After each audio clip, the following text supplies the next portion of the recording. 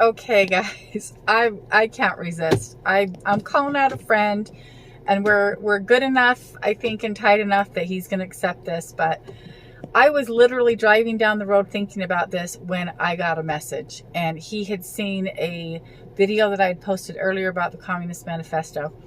And he says to me, "Why do you always bring up you're a Christian? Why are you obsessed with that? And if you're a Christian, then why do you care what other people vote? Why do you care how other people think? Why do you care how other Christians think?" All right. The other thing that he said was, the Communist Manifesto has nothing to do with what's going on today. Well, let me go over that. Again, I just did a video on this because I was talking to my son.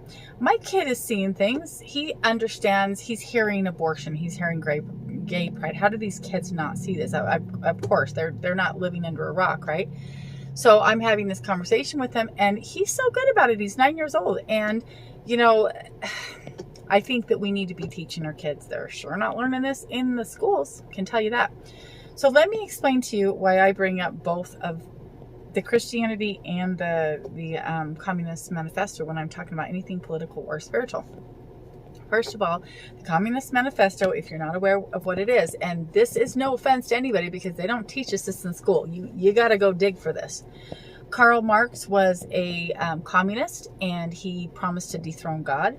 And this was 90 years ago, but tell me that doesn't affect our politics today, because let me tell you, they decided that if they wanted to break down the American people, that all they had to do was to break down the family. And so they had promised to put women more in the workforce, which is where the big female, the big women's rights movement came about. They promised to demoralize our forefathers and make them look awful, and turn the minorities against the majorities, and make abortion profitable and acceptable so that people would fight for it. They promised to sexually confuse our kids to disrupt the family and make kids depressed and not have those family values that we have, that we used to have when, Judeo-Christian was the center, right? It took them, they knew it was going to take at least 3 generations to roll all these things out, to infect our education system and our health care, and to get into, to start changing those policies and make these, I was watching a thing the other day from a child psychiatrist, and he says anybody that puts their kids into college, you can expect they're going to be indoctrinated. Because I would not put a kid in college right now, because the whole goal is to turn them against the parents and against Christianity. So I bring those things up because if you don't think that those things affect our society, I don't think you're looking close enough. If you don't think that that's pushing this gay pride and the abortion and those things, you're not paying attention to how history works and how other things have affected our societies in other parts of the world. So that's one reason why I bring it up. As far as being the Christian, I bring it up sometimes. Sometimes it's just to remind myself, hey, I got to be nice here.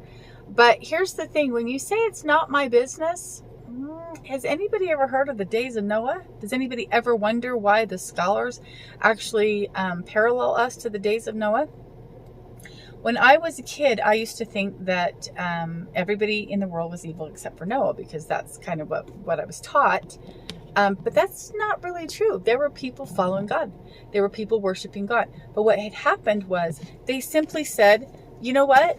You guys go do your bestiality and your idolatry over there and your sexual sins. We don't want to fight with you. You're not very nice. So we're going to do our thing and you go do yours. And they were all labeled evil because they refused to fight against the policies that offended our Father in heaven, right? So as a Christian, it is my duty to call out on other Christians, right? The Communist Manifesto, I absolutely believe, they promise to push their agendas through one political party. So I believe that they've infected one party, and I ask you, if your policies are not consistent of those in the Bible, first of all, you're not following your Christianity, and second of all, you ought to read the Communist Manifesto, because you guys are being used as pawns. Sorry, but you just are. I find that more people get offended that are Christian. When I get talking to people, I had a lady the other day just chew me out. She goes, well, I'm not a Christian. And so I don't have to listen to what you say. I'm like, okay, great. I flat out said, I'm talking to the Christians. I'm trying to campaign for my Christian brothers and sisters for a reason, right? Like if we're all standing up for those policies that God has told us to support and the ones that we're supposed to stay against, we're still close to 70% Christian in the U.S. We're not going to have these issues. And then later on, she says, well, I believe in Jesus and God. I'm just not a Christian. And I'm like, okay, lady, you need to understand. I mean, I'm not trying to not trying to make fun of her, but like people don't even understand what they believe or what they're supposed to believe. If you're Christian, Christian's not a religion, it's a belief. It is believing in Christ and God. And then I've had other people say, well, it's none of your business. Well, it is my business to try to get people to lock elbows if we are fighting against the same thing. So anyway, I just thought I would point that out. Can you imagine if somebody said, nobody cares if you're gay, nobody cares if you're black, but if you say you're a Christian, man, they're all over you. Just want you to think about that. And I think it's important for you to know what it is that you really believe in, because these times aren't getting any better. Have a great day.